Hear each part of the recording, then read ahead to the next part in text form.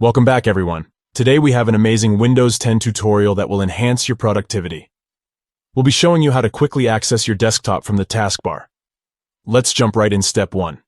Right-click on the taskbar and ensure that it is unlocked.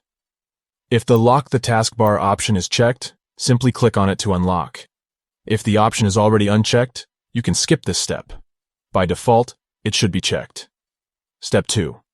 Right-click on the taskbar once again and hover over Toolbars.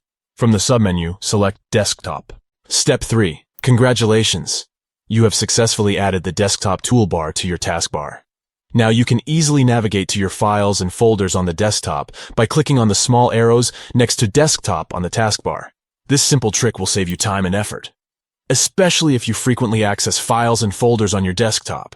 No more minimizing windows or searching for shortcuts. It's all just a click away. We hope you found this tutorial helpful.